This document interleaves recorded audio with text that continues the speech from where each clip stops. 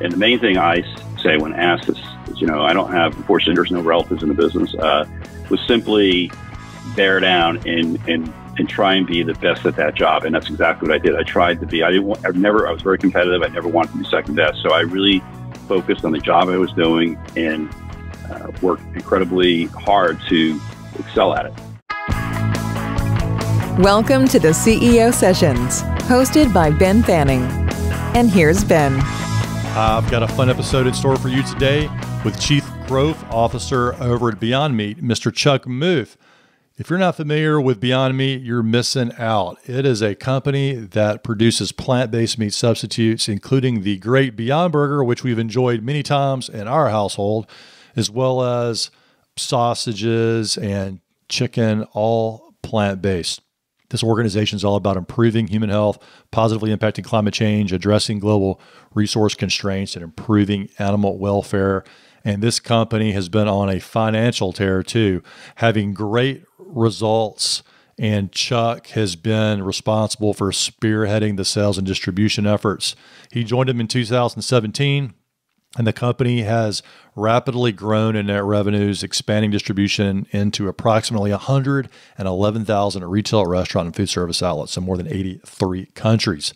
Prior to joining Beyond Meat, Chuck had a very long career in the beverage industry that's really interesting. He was senior vice president within the Coca-Cola Company for venturing and emerging brands. During his tenure there, revenue increased over 200%. Before that, Chuck was vice president of sales at the Honest Beverage Company. If you're not familiar with Honest Beverage, they're the ones who brought you Honest Tea. And he was there after its acquisition by Coke, growing revenues from $35 million to over $230 million. Then before that, he was senior vice president of sales and marketing at the Philadelphia Coca-Cola Bottling Company and had a great deal of success there. And before that, he was vice president and GM at Seagram's Global Non-Alcoholic Beverages Unit. He's a graduate of Montclair State University, and he has an MBA in finance from Fairleigh Dickinson University. And you're going to be getting the lowdown on his interesting career today, including his journey from driving a truck at Coke all the way to the C-suite. That's right. You're going to get that journey right out of the gate here. And then we're also going to talk about what happened when he was in high school and what he learned going to school with kids from 80 different countries. I mean, talking about diversity, his high school early on had it. Then we get into the true power of no nonsense direct communication, which I think you'll like. Chuck is a master of that. Then you're going to hear his incredible story of how Chuck came out of early retirement to join the C-suite at Beyond Meat. It involves Seth Goldman, who's the founder of Honest Tea and executive chair of Beyond Burger, Ethan Brown, who's founder of Beyond Burger. It also involves the New York Jets and just simply grilling a Beyond Burger. So you're going to get that story. Very entertaining stuff. And then you're going to hear how Raymond Lane, who is the executive or was the executive chairman of Hewlett Packard, when he challenged Chuck during his interview, and how Chuck was able to address the elephant in the room. This was his job interview process for Beyond Meat, and can you imagine getting grilled by the executive chairman of Hewlett Packard? You'll hear it here in this interview.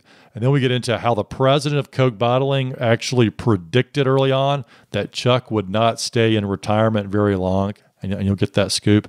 Then we get into the difference between retiring versus emotionally retiring. Then the secret to creating positive relationships throughout your career.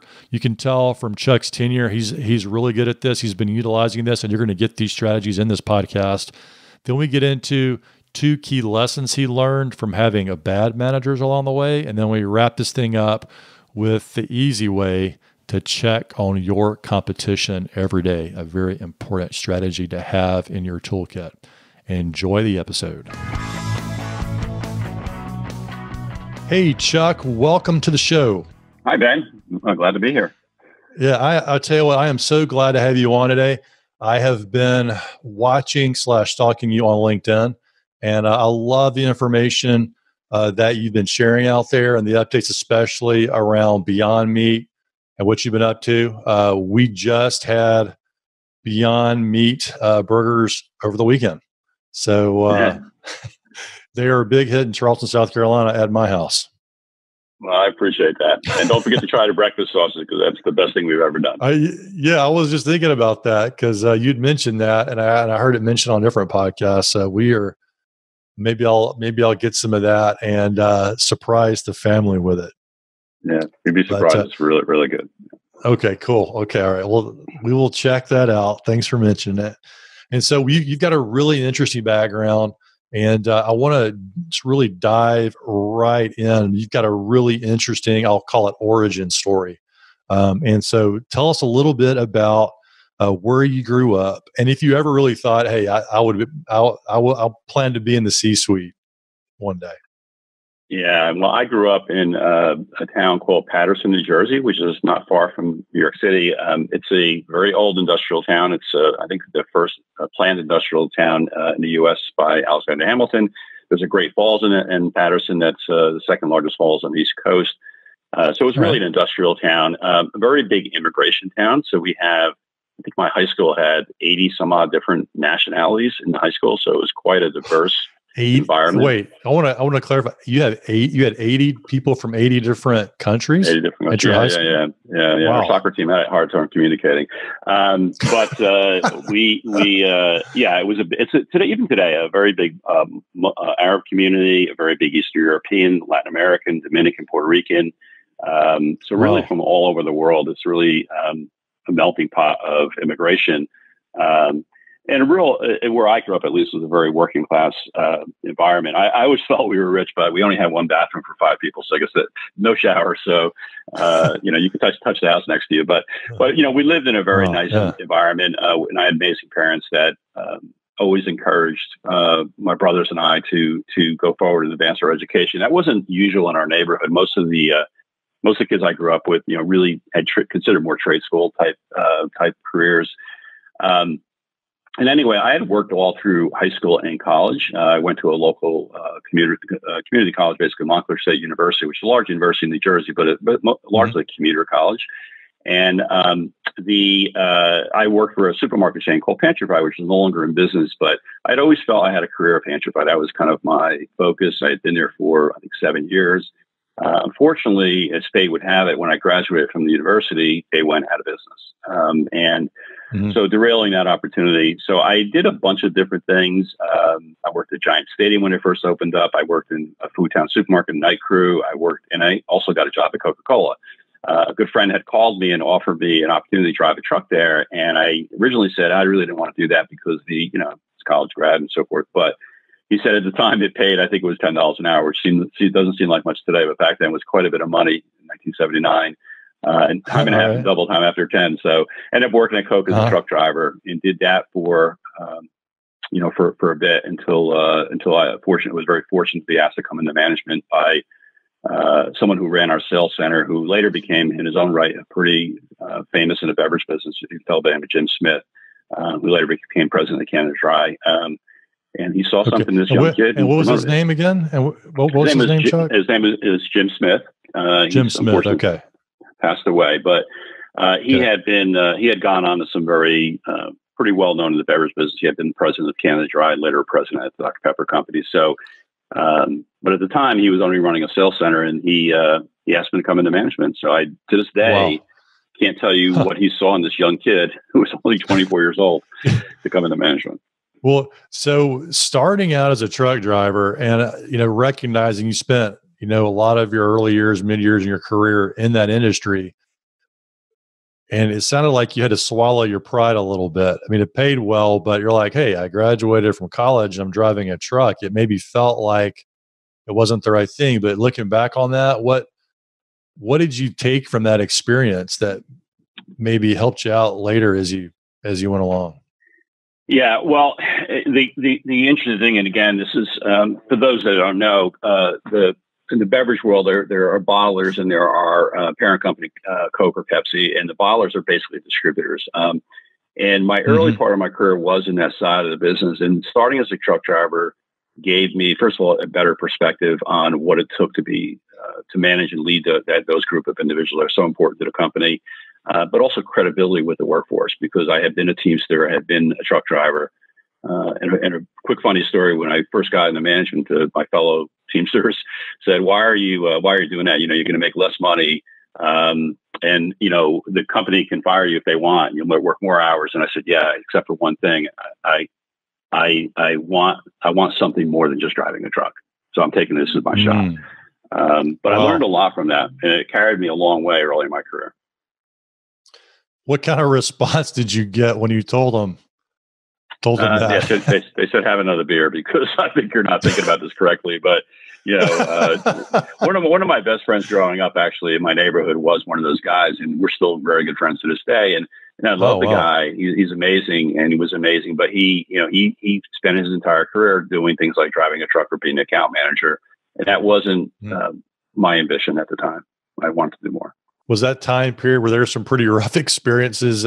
I would imagine there would be some rough experiences driving a truck, New Jersey, New York metropolitan area.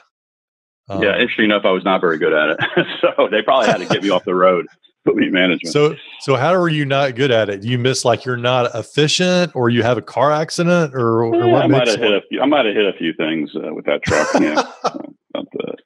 All right. Oh, that's good. Okay. So someone sort of picked you out. Jim picked you out and said, "Hey, you know, this guy's got some potential.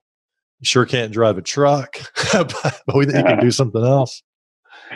And, you know, I think early on, I just was very focused, though, too. I didn't, I was no nonsense. I mean, I was there to get a job done. I never bought into some of the attitudes sometimes with the union employees, and I never bought into it. And I always felt like I was asked by other union employees I'm working too hard and stuff like that. And that always bothered me a little bit. And, you know, I just felt like that they were paying me good money and I was here to do a good job. And I think that ultimately led to moving forward.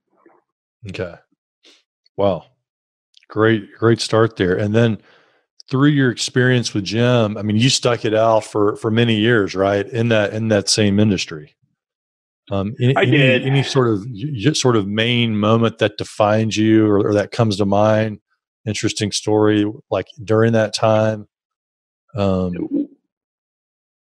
yeah. I mean, I think you know, I advanced through my career. A very formative time in my career. I advanced to various roles. I advanced from a district manager to what they call the division manager, and then on to a director of marketing role, and then back down to a sales center manager. So I had done a number of things. And the thing that I always, when asked this, how did I make those leaps? And I will say, first of all, they were slow and methodical. It took me 12 years of working through the system to run a sales center. But, you know, you have to mature, you have to grow. And the main thing I say when asked is, you know, I don't have, unfortunately, there's no relatives in the business, was simply bear down and try and be the best at that job. And that's exactly what I did. I tried to be, I was very competitive. I never wanted to be second best. So I really focused on the job I was doing and worked incredibly hard to excel at it. And so that, you know, I was, ultimately that led to better promotions and better opportunities. I never really aspired to a lot of those, though. I think a lot of them just came by virtue of being the best at that job. You know, it helps you get to the next level. It was nothing that I didn't have a game plan or something like that. This is someday I want to do this. I didn't have that. So you weren't envisioning the C-suite at that point. You were just focused on the job you had, doing a great job, and that resulted in your promotion. But did you?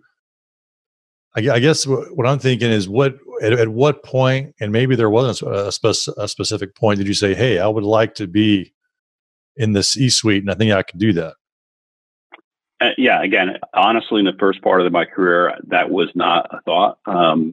Candidly, I was surprised to be a manager. Honestly, I would tell you my first 3 or 4 jobs I've ever had promotion-wise, I have always walked into that job questioning whether or not I was capable of handling it. And Wow. It wasn't until later in my career when I had a lot more confidence and knew a lot more about what I wanted to do that I began to feel a lot more comfortable with each promotion. But early on, everyone was a holy shit moment. You know, I hope I'm ready for this. Okay. And but that also, though, that in itself actually inspired me or encouraged me to really button down and work hard because, you know, and again, even my first job as a district manager, I mean, my first year was a very, very difficult year because keep in mind, I'm managing now these 40, 50-year-old experienced route drivers and explaining them, telling them what to do. And their basic response was, look, kid, last week I was showing you how to face the product and how to rotate properly. Now you're going to tell me how to do it. I don't think that's going to work. So it really took me some time to win them over, and I won them over simply by working hard and just being focused and doing the right things. And ultimately, I did do that, and then that led to the next job and the next job, so forth. So my early part of my career did not have any aspirations to be in the C-suite. I never dreamed it was possible. I never dreamed being a VP was possible, candidly. So looking back at yourself during that time period, Chuck, what advice would you give your younger self? Oh, I would say for sure, be confident. Yeah, be confident, believe in yourself. One thing I've always told myself, if anybody else can do it, I can do it. And it's just a matter of learning and growing and working hard. And if somebody else can get this done and I can get this done, I can get it done really well. But again, I never thought 2 or 3 jobs ahead. I always focused where I was at and what I was doing. I never really thought too far down the road. That doesn't work for everybody, but for me, that was my approach. Yeah, there's something about being able to focus on the task at hand and not worrying about the future, what you can't control. Maybe not being able to control future promotion paths that might open up, but just doing a great job where you are. Yeah. A lot of power in that. One of the things that strikes me about your career and interesting for the listeners is you developed, so you knew this beverage industry from the ground up, literally, and you developed and you got promoted, and we're doing really well there. When you had the chance to go to a different, it's still the food and beverage industry, but it's to me, and I imagine you probably would agree, it was a big leap to go to Beyond Meat in terms of your background. What was the thought process there? Did it seem risky at the time? And how did it come about? Yeah, well, I spent almost my entire career on the beverage side, different positions and different things that I did, both on the on what we call the distributor side or bottler side, but also on the parent company corporate side of the business. So I did quite a few different things. The Beyond Meat, where I'm today, where I'm the chief growth officer of Beyond Meat, came about in a unique way also. That I had actually, my last position at Coke was managing the commercial side of their venture emerging brands unit. So think of large companies like Coke acquiring smaller companies like an Honest Tea or Zico coconut water. Mm-hmm. And my job was to consolidate those into a unified organization. And I did that my last 3 years at Coke. I actually retired from Coke at the end of 2016. In retrospect, I was way too young, but at the time, it's something to be said about being financially able and being emotionally able to retire. And I was not emotionally at that place. And so, a big difference between being retired versus emotionally retired. Is that what you said about? Yeah. Okay. But everybody saw it. The president of Coke, the Coke bottling system, CCR at the time, the U.S. Coke bottling system, wasn't at my retirement party, but he sent a video, and at that video, he made a comment. He said, "Chuck," he goes, at the end of it, he said, "I'm so sorry I wasn't able to be at your retirement party." He goes, "But I swear to you, I'll be at the next one." So I think a lot of people felt that. Who was that at Coke that sent that message? His name was Paul Mulligan. He was at the time the president of Coca-Cola Refreshment. That's a good story. So you had a reputation. No one really believed that you were officially retired, huh? Let's just say I have a lot of energy. Only retired in status. Let's just say I have a lot of energy. So, okay. and it's true. I wasn't emotionally ready. And, so anyway, a fellow by the name of Seth Goldman, some of your listeners may know him. He's the founder of Honest Tea, which is the leading organic tea company in the U.S. and global now. And one of the brands that Coke had acquired. And so he and I were very close. And he lived in Maryland. I lived in Maryland at the time. And he called me one day and said, "Chuck," he goes, let's have lunch. Come to my house. I want to have lunch with you. And so I went over to his house and he made me a Beyond Burger. And I was shocked by how good it was. And it wasn't what I expected. And he said, "Yeah." He goes, "I'm now the executive chairman of this company. And the founder, Ethan Brown, is going to be in Washington, D.C., meeting some congressmen this Friday. he would like to meet you and pick your brain a little bit because I've told him a lot about you and how you help these small brands grow. And so I went to Washington, D.C., met him at his hotel. Ethan Brown's 6'5", so he was a very big, strapping guy.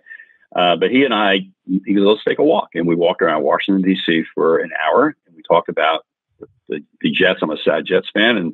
And we talked about philosophy and life and really not much about business. But at the end of that hour, we got back to his hotel. He handed me a piece of paper and it was a job offer. And he said, Chuck, he goes, I want you to come out to California. We're going to change the way the world sees food. And wow. And that was how I came back into the C-suite as his chief growth officer. I had to talk to my wife. And my wife, we did agree to go out, and so we quickly sold our house and moved out to California. And so I've been out here for the past 3 years. It was so. What the fast forward after this happened and he made the offer, I now had an interview with our board of directors for this position, and the board of directors at Beyond Meat is a very strong board. I mean, we've got the former CEO of McDonald's, we've got the Twitter founders, we've got Bill Gates had somebody on the board, and we have a guy, Ray Lane. Now, Ray Lane is the former COO of Oracle, and I think he was the chairman of Hewlett Packard. I mean, he's a very sharp guy, very, very sharp guy. And anyway, so as I met the board, the question is, does anybody have any questions for after I explain my background? And Ray said, yeah, I have a question for you, Chuck. He said, you have absolutely no background in food. He goes, why should we hire you? So I said to him, well, since that is the elephant in the room, it's true. I don't, other than maybe consuming food, I never managed or led food, but I do know this. I know how to build winning cultures. I know how to build strong organizations, and I can learn the rest. And if that's what you're looking for, then I'm your guy. And if not, I understand. And he said, good answer. And that was it. Wow. That was kind of a make or break moment. That interview, probably. Yeah, but I wasn't feeling pressured because I had been retired. It wasn't I didn't come out for the financial rewards, although it's been amazing financially. But that's wasn't my intent when I came here. I really wanted to make a difference and wanted to think about my own legacy. I also wanted to be busy and wanted to do something interesting, and this was a very interesting opportunity. Wow. Yeah. And by the way, as I understand it, what you said that you guys talked about the Jets. Did you disclose to him that you used to work in the Giant Stadium? They share a stadium, by the way. I just want to be clear on that. But I only that's true. The Meadowlands are the same, right? I don't root against. It's it's not like baseball where I only root for two teams, the Mets and any team playing the Yankees. But I don't dislike the Giants. But I am a Jets fan. Sad to say. Yeah. I know it's rough. It's rough these days. Yeah. But no, that's that's an amazing story. A couple of things come to me when I hear it is one, the importance of doing a good job where you are. And so that's been thematic throughout your career. And when you were invited by Seth to his house where he actually cooked a burger for you, he knew he knew the quality of the work that you'd done before, even though you weren't specifically in the food industry, and he felt comfortable recommending you to Ethan. Yeah. Look, I have had an amazing career, and I've been put in some very fortunate situations and been blessed to work with some really terrific leaders, as well as many of the associates that have helped carry me along the way in my career. So yeah, I mean, it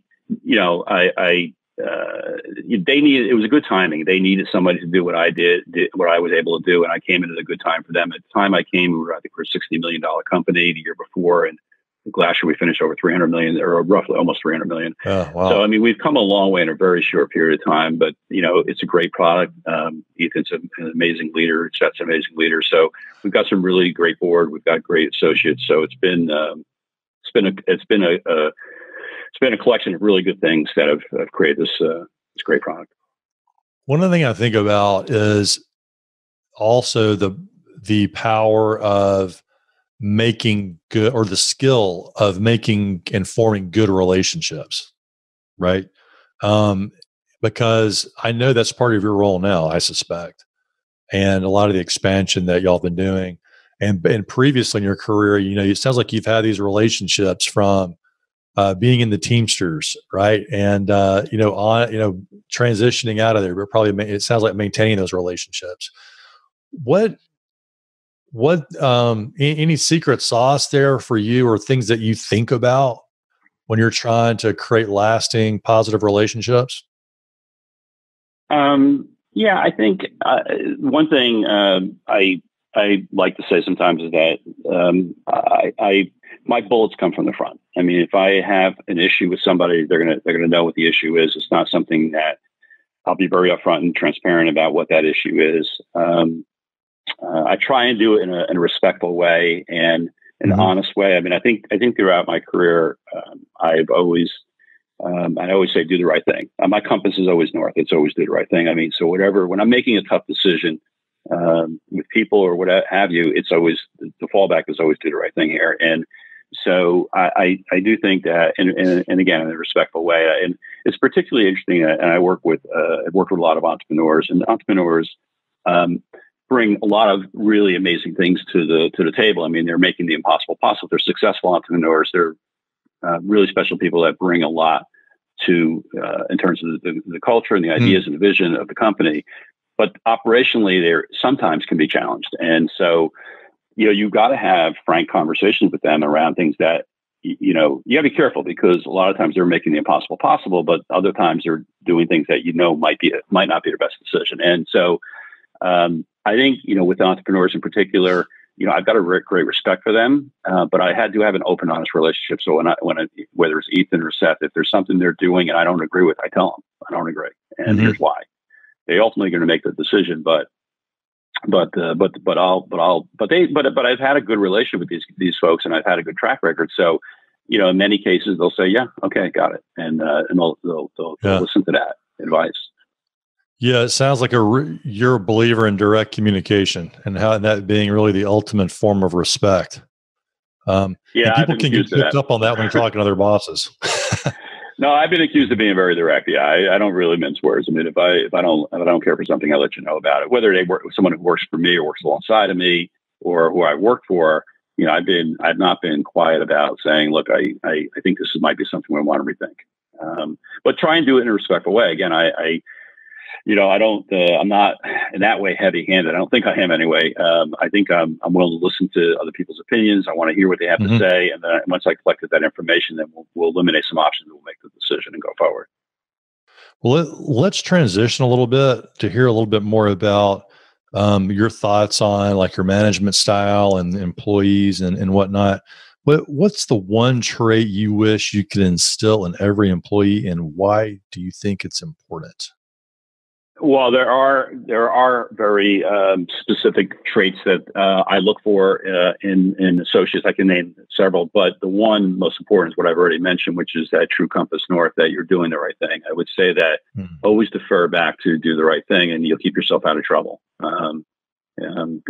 Don't make decisions that, for the expedience of that decision, that might not be the right thing. So make the right decision for the right reasons. When an employee, or maybe you've had an employee in the past, or you're in a situation where you feel like something's the right thing to do, but it doesn't seem aligned with your manager or your team, how do you go about approaching it? Again, for me, it's been, we're facing some situations even today. I mean, where things that could maybe help us short term, but may not be the right long term decision, I'm going to shy away from. I'm going to defer to a longer term relationship or a longer term.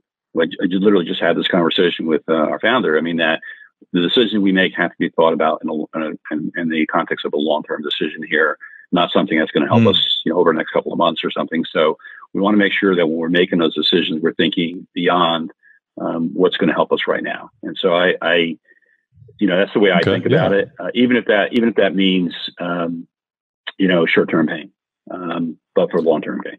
Yeah. I love that. Look beyond, no pun intended. But it makes a lot of sense. So you're maybe have a disagreement or what you think's right, and trying to give context to the team and the leader. Hey, what if we take a step back and we look over making a big decision based on a 5 or 10 year horizon versus a 1 quarter horizon? It can really shift the conversation. Yeah. And Yeah, the one thing that has really helped me throughout my career, and I think is helped my reputation as well, is that I've never thought functionally about where I was at. So I never thought about sales or marketing. I've always thought about what impact does this have on the supply chain? What impact does it have on our research and development teams or HR, what have you? I mean, finance especially. But what are the implications cross-functionally? So I've always done things. I tried to do things that were in the best interest of the company itself, not particularly for my functional area. Well, yeah, a lot of people get tripped up there because they're looking at their own budget for their own little team or their own little segment of the business, but maybe it's not the right decision for the broader business. Yeah, so, that happened recently. That happened recently. Yeah, recently somebody was an investment. It was an investment. Somebody said, well, don't worry about it. It's a marketing investment. I said, well, you're misreading me, because I don't think about it as a marketing investment. I think about it as a company investment. And if it's the right investment, we'll do it. If it's somebody else's, then we're not going to do it if it's not the right decision. So we'll walk away from an opportunity if need be, even though it may help sales. Yeah, amazing. I like that.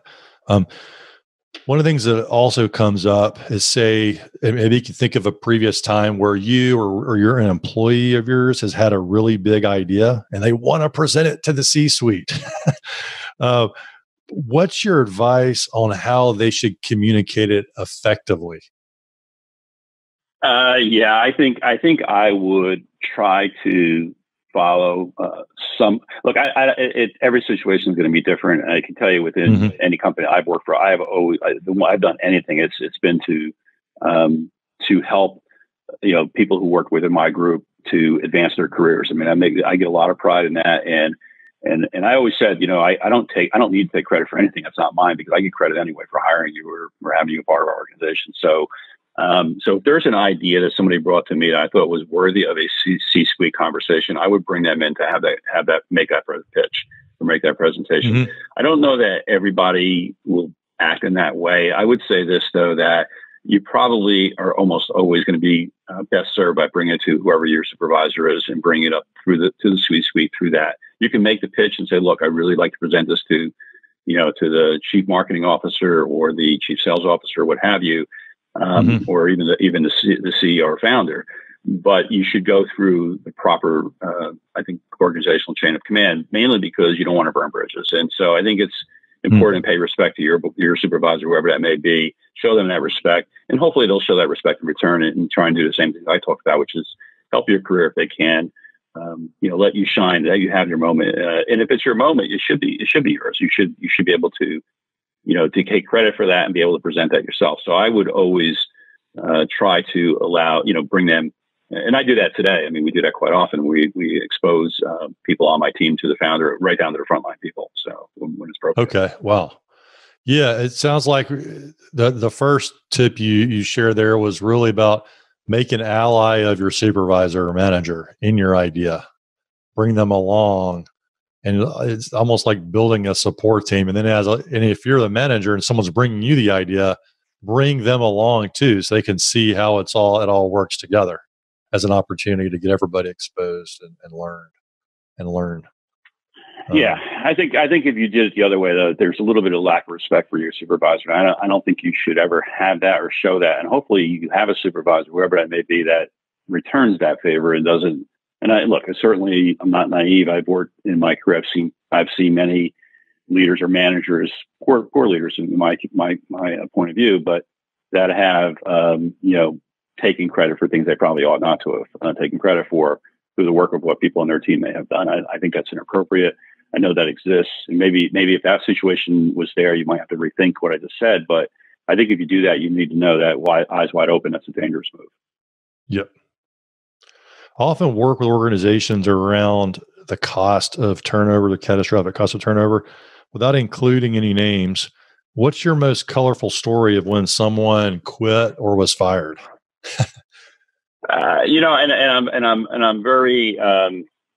I'm very fortunate, and I think I've created I work in empowered culture, so I think we've been able to keep most of our key people. And I've been part of a lot of successful brands, which have kept people engaged financially as well as from the career perspective. But first and foremost, I mean, in terms of, you mentioned retention.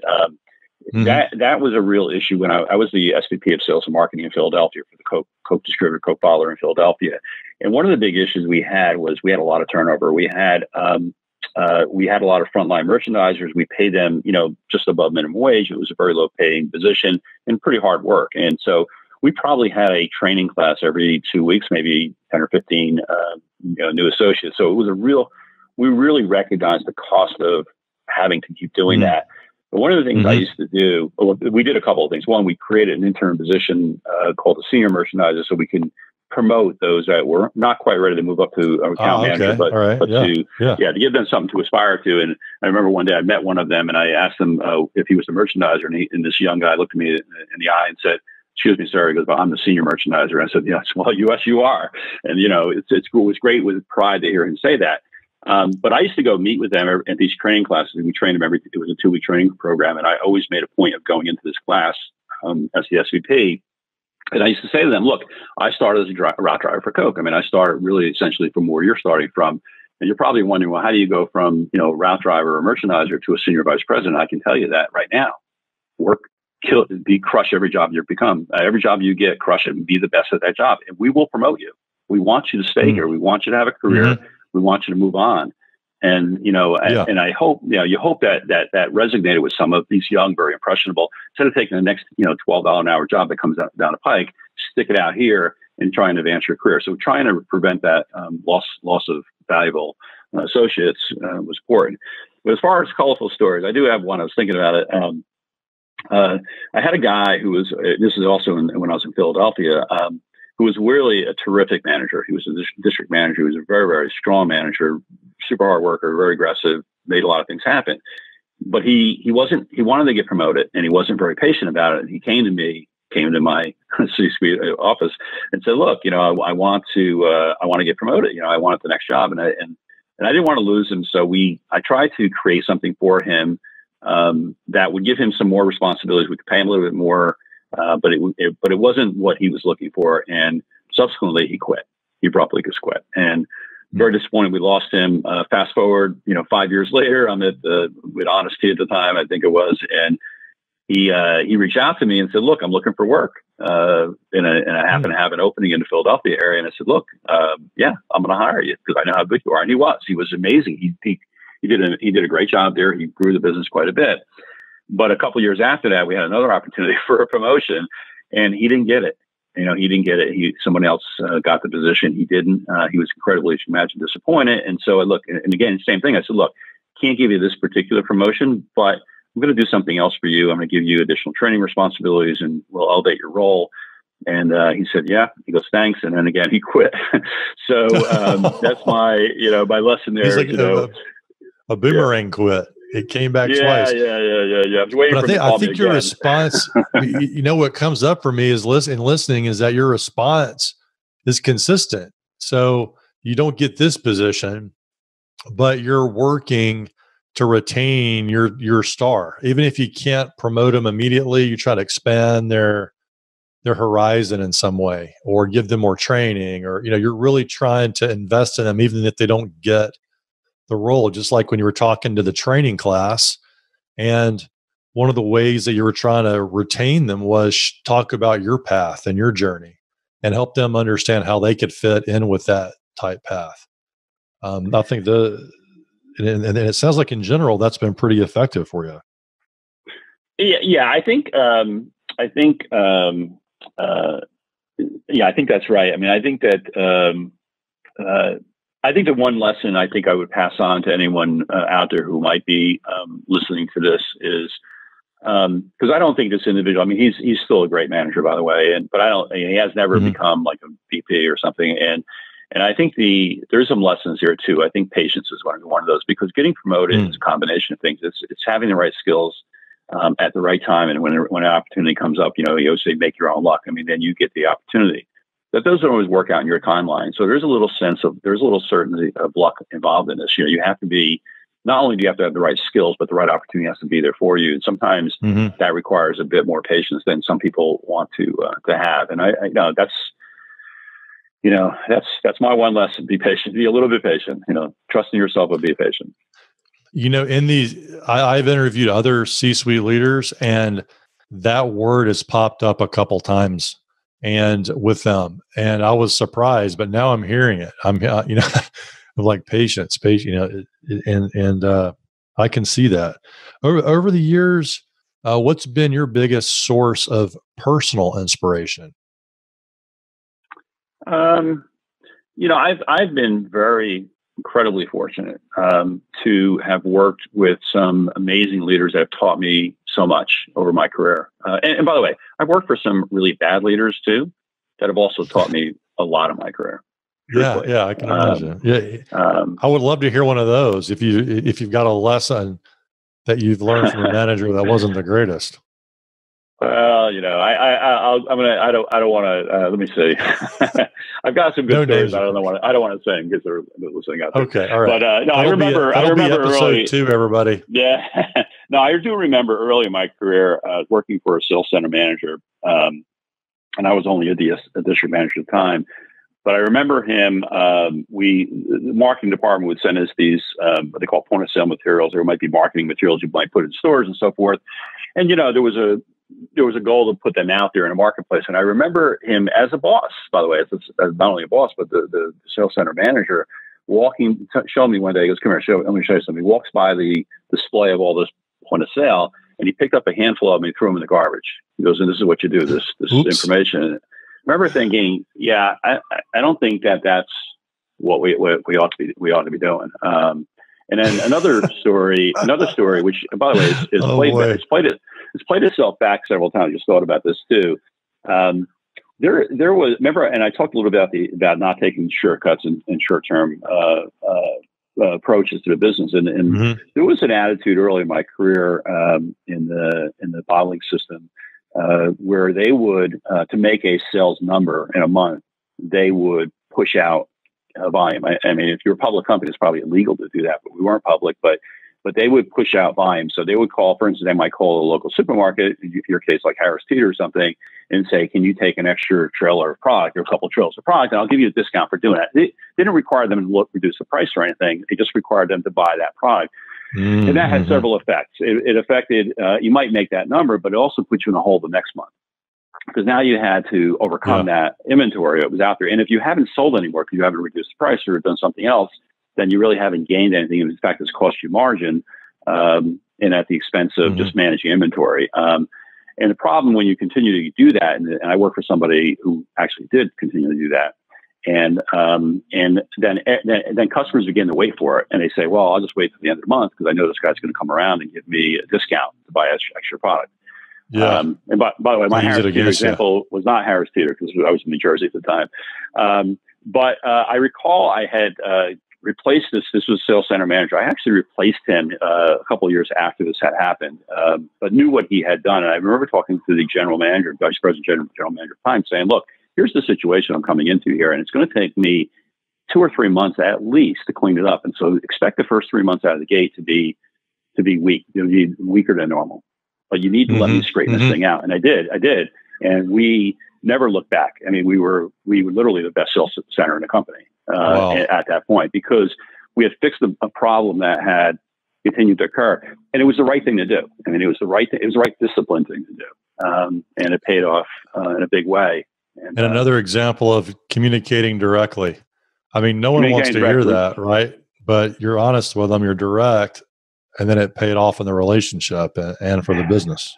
Yeah, and the fellow was a guy. His name was Pat Brannigan. Pat Brannigan has since passed away, unfortunately, at a very young age. But he was a true a big mentor for me. I mean, I learned a lot from him. He was an amazing leader. I had a really good relationship with him, and it was very direct. He was very direct as well. So if anybody who's ever worked for him would tell you he was very direct. But I was equally direct, and it also goes back to what I said earlier about doing the right thing, having the right compass, not taking shortcuts to get ahead, doing the right things consistently. Wow. Well, I want to honor your time, Chuck. I just got a couple more questions here. I mean, he can go a little bit longer. Are you good to go Sure. for just a couple more? Yeah. Okay. Yeah. When's a time you had an unexpected twist or even failure in your career, and how did it lead to growth or success down the road? I think the I've been, again, I'm actually going to say this in a very lucky manner. Okay, I've never been terminated from a position, but I did run into a situation when I was the general manager of Seagram's. Seagram's owned a non-alcoholic line of products, Seagram's Ginger Ale, still available today, or tonic water. And I was the general manager, and Coke bought that business. Coke acquired the business from Seagram's, or from Diageo at the time. Actually, I owned it. I was basically asked to come on to help transition that business and bring along relatively speaking, a small team. But 6 months after I got there, they terminated the team and they left me alone. And they basically put me in an office in Columbia, Maryland, where I lived at the time, in the Coke office. But I was the only one in that office. I had a nice corner office, but I was the only one in that office that actually had anything to do with this brand. I reported to somebody who really wasn't that engaged. I mean, he wasn't engaged. He didn't care. And I mean, he's a great guy, but it wasn't part of his business. So they basically didn't know what to do with us. So they basically threw me into this space, and it was a very lonely situation in the sense that I sensed that nobody really cared what I did every day. But I came to the office every single day. Still came in at 7 a.m. in the morning. I wrote business plans. I don't think anybody ever read the business plan, but I wrote business plans. I did it for 2 years. We had good numbers. I leveraged the Coke system, but I felt like it was a completely empty position that literally I felt no one cared about what I did, and so I had to make my own space, and I did the best I could. So that I left that, and I was very fortunate to continue to build relationships, and I did work with the distributors, and that job ended up leading to the SVP of Sales and Marketing at Philadelphia because they were one of our physical clients. So yeah, I kept doing the same things I would normally do, still writing business plans, still coming to the office every day, still communicating out to our various distributors around the country. And ultimately that paid off. And I left after a couple of years. I was able to leave to a bigger position. Wow. Yeah. You were playing the long game at that point. Yeah. I didn't know what else to do. I'll be honest. I mean, this goes back to, I always put one foot in front of the other. I mean, I didn't know what to do, but I knew I had to do the right thing. And the right thing was going to be to run the business like I would know. Even if I was the only one who thought about it, but to run the business the right way. Wow. Yeah. That happens in big organizations sometimes, where decisions are made on one part of the business and they affect different areas of the company that people aren't even paying that much attention to. And it's up to the employees to really create the job, create the opportunity the best they can. Yeah, that's right. And that's another thing. My organizations that I've managed, and I always talk about empowerment. I mean, my team, I work in an empowered system, and empowerment, it means literally trusting people to make better decisions than you can make because they're closer to the information. But with that comes the accountability piece of it. We've always agreed on metrics. We've always had an accountability system. We have tight metrics, very tight metrics, and we've met and we go over them every month or whatever time period it is. But I expect the people on the team to be able to create their space. So to be able to go out and make decisions, to be able to do things, not to sit back and wait for things to happen, but to actually be proactive in going out and doing those things. And so that's been the cultures that I've created. I think they're winning cultures. Honestly, we've had really great people come through that system and gone on to big things in their own right, and been very successful with that approach. I love that. Create your space, people. Yeah. Be proactive. Yes. Wow. All right. Last two questions. What books, newsletters, or magazines, or even websites do you recommend for someone who's on a mission to get to the C-suite, or even if they're already there? Well, I've got the traditional ones. First of all, James Collins, Good to Great and Built to Last are great books for anybody to read. I think they're very much about discipline approach. Everybody's read 7 Habits of Highly Effective People, I hope, because that's obviously Bible for leadership. I think personal leadership. But there was a couple of books that I was thinking about. I read a book called Execution: The Discipline of Getting Things Done. Bossity, I think is his name. Yeah, Larry Bossity. Yeah. It's a really good book. It really influenced me a lot because I think one of the key tenets of the book is that execution is strategy. Like, because sometimes you'll hear a lot in organizations about, well, execution is about knuckle dragging stuff, but it's not. If you don't execute well, all your strategies will go to shit anyway. So, you've got to make sure you have good execution on the back end of the strategy. It's part of your strategy. It has to be execution. Yeah, I actually worked for Honeywell for a while. And that book was drilled into my head. I think that's a good book. It's a very good book. I read it a long time ago, but it's a very good book. Anything else? And I do. Yeah, I keep up. I keep up with current events. I mean, I do read industry information that comes my way. So I do stay on top. I Google our major competitors. I Google our own company. So when things are said or they're done, I get to read about them. So I do keep in touch with current trends in the category and the industry in general. I do go to some conferences that help that along. So yeah, I stay very current. Yeah, one of the things I think I'll just pop to my mind for people that are trying to keep up with their competition, know what's going on, you can set a Google alert. I don't know if you do that or not. Yeah, that's what I do. Yes, and then you get notified every time something new pops up. Yep, 3:30 every morning. I wake up and start reading them for some reason. I have no idea why. Wait, I get them every day. Are you really a 3:30 riser? Is that when you? Well, I do a bio break once a night around 3:30, and I usually come back and read for a few minutes to put myself to sleep. And usually it's Google Alert. Okay. Okay. And what time do you normally wake up, sort of officially? Each day? No, I'm up every morning by 6 o'clock in the morning, ready to go. Okay. I'm ready that's to go another.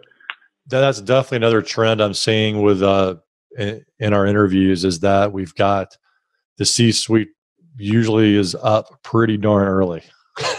I had a funny story. I had a guy who worked for me when I was in Philadelphia. Again, he was a key account manager, and key account managers are notorious for staying out at night and coming in late. And we had been in, and he came in. And I was there every morning, 6 a.m. And he said to me, he comes and strolling in at 9:30 in the morning. I said, Ernie, I said, what the hell? 9:30. What do you work at a bank?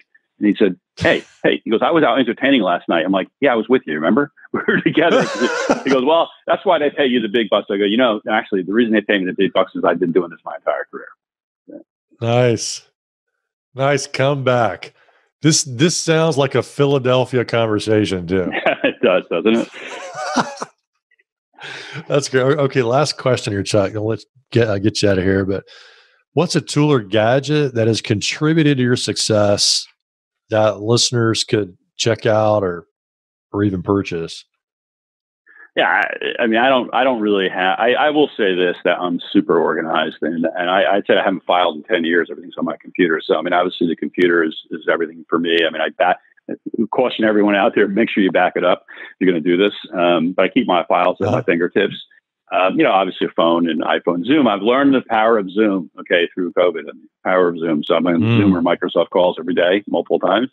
But I don't know, other than that, I mean, everything I have is really within my fingertips because I don't have a lot of, I keep a notepad, basically. So I do take, believe it or not, people laugh. They say, Chuck, you never take notes. I go, yeah, that's why everybody else do it for me. So, but I do take notes and I do keep a notepad with me. But other than that, really when you say keep your files at your fingertips, do you?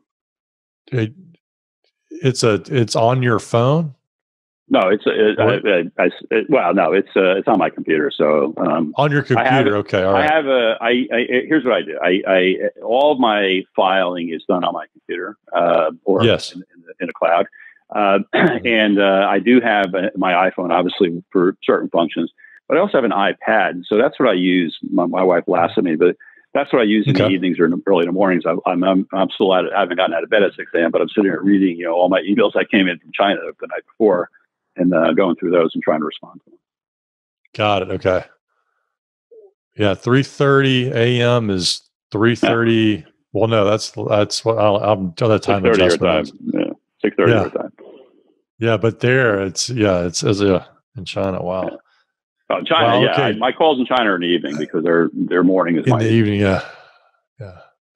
Wow. Well, Chuck, anything I should have asked you today that I didn't? No, I think the one thing I like doing these because I think probably as good an example as anyone that I came from working class environment. I went to a very good but very public school, commuter school.